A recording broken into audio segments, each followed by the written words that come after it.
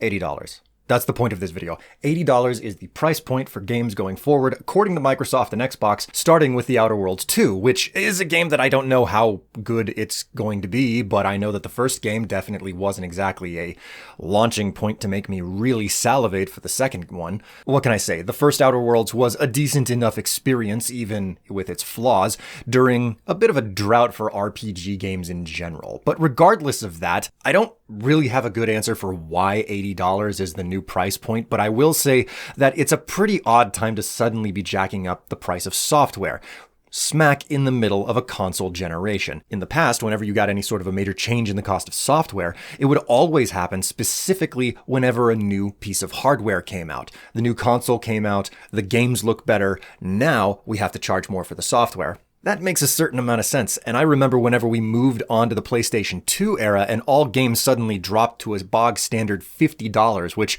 was really, really nice on the wallet back in the day. And then when the Xbox 360 and the PlayStation 3 came along, all of a sudden everything went up $10. That wasn't too bad. That was an increase of 1/5 or 20% of cost. And while that wasn't too great, for some reason, people just kind of ate the cost. I don't ever remember there being an enormous problem with that price hike. But this time around, we're seeing an $80 price hike on software in the middle of a console generation. That's just not normal. And more importantly, it's a 30% increase. You can only put the number 20 into 60 3 times over. So a 30% increase in cost is huge. And smack in the middle of a console generation just doesn't make any sense. I'm getting away from the point though. Basically, Microsoft is not interested in selling you software. Kind of buried the lead on that one. But I'll repeat it again. Microsoft does not want to sell games to you. They want you to rent their games.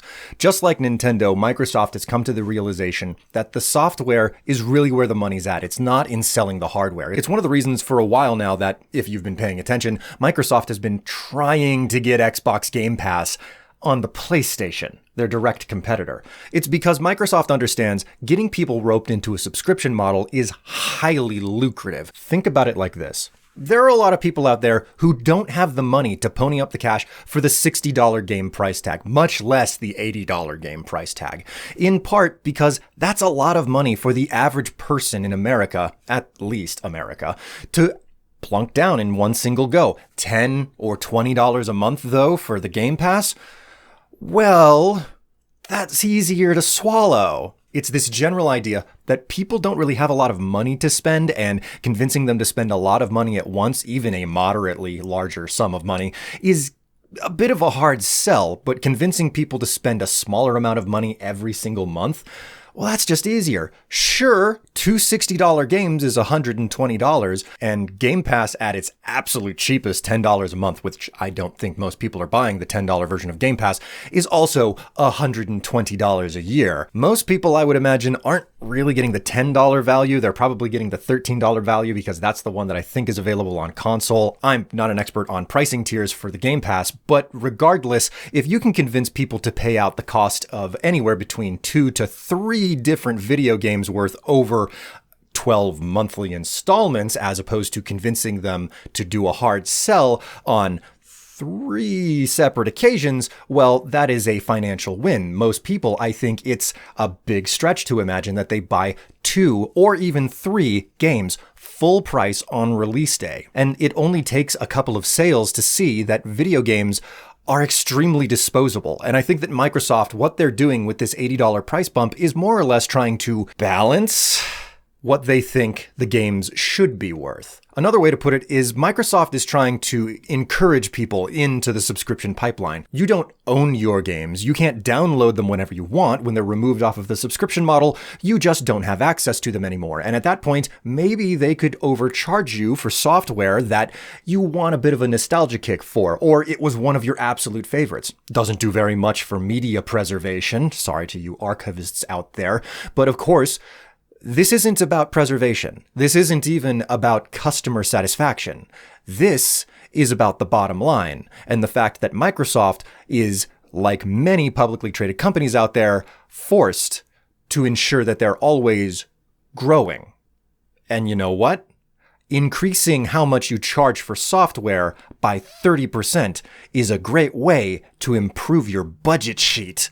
And this is really the reason that I think Microsoft has been pushing Game Pass so hard for so long, because it initially was a very cheap and economic way to get your video games, but now they've just continued to bump the price up a little bit more at a time, and physical media is going away now. There are so many compounding factors to this, but at the end of the day, they are pushing people towards the rental pipeline to ensure that nobody owns the software that they buy, and instead they're inside of this perpetual I never own anything, I always pay for everything that I enjoy. The bread and circus is no longer free and no longer cheap either. It costs just as much and eventually maybe even more than buying your games in a digital copy that you're supposed to own perpetually for the rest of your life, or, God forbid, something on a disc. And Microsoft understands this system so fundamentally well that they've gone through the trouble of trying to get Game Pass on PlayStation, because they, once again, fundamentally understand that hardware is not where you make your money. Any analysis of the video game industry over the many decades that it has been around reveals that hardware has always been a losing proposition. You launch a brand new console, it's very powerful when it releases, it is very expensive to produce, and you're going to be producing it at a loss, and the only hope is that by the time the console is at mid or end life, you've broken even, and the only other way to come out on the top, or in the black as it were for an accounting sheet, is to balance it with selling rights for people to put their software on your console. Or you have a lot of first-party software and it's all sold gangbusters. In the end, it's all the same, and if you can bring in more money, no matter if it's on your console or your competitor's console, well, you're still making money either way. It doesn't matter what hardware you're on, because the hardware is always a losing prospect. I might be going a step too far, but I would even hazard a guess that it's possible that Microsoft might potentially be more interested in just dipping out of the entire console market, because they don't care to actually waste money on selling hardware that they're not really ever going to turn a profit on. It's the cost of doing business, and if you can figure out how to offload that cost of doing business onto your competitor, let Sony own the market and then sell Game Pass on their console. That, I think, is the holy grail that Microsoft would truly always want. If nothing else, they might keep the Xbox around just to be certain that they always had a place where people could use the Game Pass and they had full control over the marketplace of it. But still, the point remains. Game Pass is where it's at. Game Pass is where all the value is, but Game Pass is also growing in cost to actually purchase. And they have to balance that out. They have to chase people towards the subscription model, where you don't keep your games, you just have them for a small amount of time and then you move on. Or, in another way to put it, artificial entropy. Because after all, if you don't own the games you play, then Microsoft can charge you 2, 3, 4, 5, a dozen times to play the same game over and over. They just have to keep you coming back. And that, I think, is the point. That's everything I have to say. I'll see you later.